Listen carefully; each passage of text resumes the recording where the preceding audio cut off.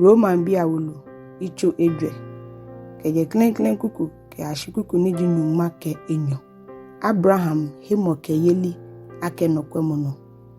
belemini wo ke ake Abraham ni ji woche ya helu befan le na mo kenuchu moi ano Adamu abule bemle kunne eye shanu shibeleje yenyumo hie eja akete manele ke oten ni Abraham he nyumo eye ni abulu jale ahale moni chuni le abu enyomo wole ake dro monoko shimu ake igbenanoko shimoni je ni etu shi ehe omoni buo eshafelo bemle no eyole numo buo hemɔkɛyeli le ake jale ihale tamoboni David hukeo ake ajo ogbomo ninyumo shionu chumoy ase ebuole jalole ajo meini ake amemlato moile efame ni achimo amei eshaile anole ajo nu ninu chole ebu eshale ihalele agbenene kenjo mune meini afu ameketi akeke anoni alo fon lo ile hu anon eja ake wokeo ake abu hemɔkɛyeli le ake jale aha Abraham agbenete abule jale aha lete beni afule ketiale alo bemli ni afukule ketiale je bemli ni afule ketia shimu beni eji fon lole ni enine sheketia fu okadile no ake jale na so muno ni ake so hemɔkɛyeli ni ena bemli ni eji fon lo bele na ni efe ni hiyo beni ameji fon lo ile ache ni abu hemɔkɛyeli aha amehu ake jale ni asan efe ketia folo ache hu eha meini ameje ketia folo keke shimo ameko woche Abraham moni heye bemli ni eji fon lo bele nani hallelujah keje kuku ni ji Nyɔŋmɔ ke ete ke ashi Nyɔŋmɔ yenyo ke enu numo shiwoo ni anaa kɛtsɔ hemɔkɛyeli no eja keje mlano ni Abraham ye hewo ni numowule lo ishwe ashiake jile acho enole shimo ake ni ehe eye ni numohu bule ake jalole hewo eja ake kemla shishibile ni jini yelo ele bele hemɔkɛyeli le efe aka ni shiwoo le hu hebese na modon mlale kenyumo mnifumba shiheni mlabele mlaton muhube ene hewo eje hemɔkɛyeli mlile boni afi ni shiwoo le afi dromo sandi ni amashishi aha ishwe le fe ni je mlashishi bile keke shimo me ni je Abraham ni ji wo fe wo chele hemɔkɛyeli le mlile hu tamoboni angmale ake mikebu efe je majimpi ache yenyumo moni ehe eyele hie moni uncho gboyin ahie ni echo ni bi ni bele kɛbaa tamono ni ameyemu bule ni he ni kunle hie no kamo kubele ena hie no kamo ke he ni ehe eye moni echo je majimpi ache tamoboni akela ake na kan oshuele atamu ni hemɔkɛyeli le gbojo ni edwen le dienche egbomochogbo ni egbomumu ake ni eye afi ohale ke Sara foni ifole ni eyi efe le koshi yenyumo shiwoo le tamake eye shimu ena hewale ye hemɔkɛyeli mni ni ewunyumo hinyam ni eye hewale ye nojogba ake no ni nyumo ewushile enye efe hu no hewo hu ni abunu jale ahalele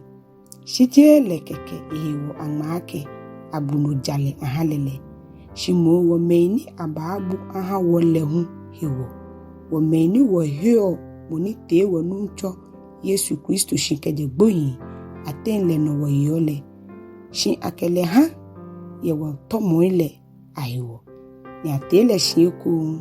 ye wo bembuu hewo hallelujah Romabii Awolo icho enumo keje klen kuku ke ashikuku ni di Nyɔŋmɔ ke ekome noni jo bembuu ni kɛbaa agbene akeni Adam hemɔkɛyeli no abu wɔ bem hiwole wɔkɛnyumoten yɛ hijole kɛtsɔ wɔ nuntsɔ Yesu Kristo no le no wɔtsɔ ni wɔkɛ hemɔkɛyeli le enagbehu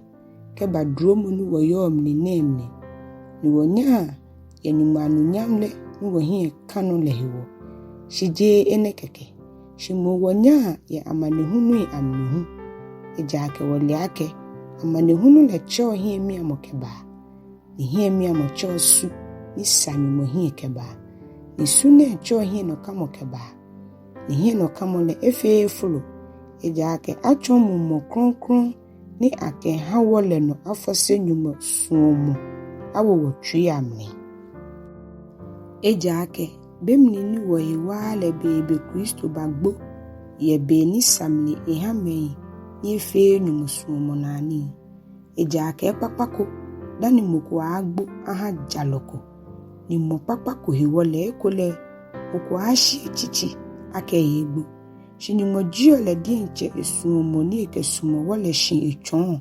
ake bemni ni woji eshafe lo ele bebe ni Kristo bagbo ye wonadia no hiwole agbene ni abu wo bem ye lale hiwole a chon eno ahere wo yiwala keje mni fule mni ahun ejake bemni ni woji henye lo ele ni akenyumo bile egbele le bakpata wokenyumo tenle agbene ni akpata wotene ahere wo yiwala ye ehiwale le mni ahun shije eno keke yansan wo shan wo fon nyumo no hu ye wonu cho Yesu Kristo mononi chon ni agbene wona pata mo le hiwo keje kuku ni ji nyuma ke enyo ke ashi nyumai enyo ke ekome Adam ke Kristo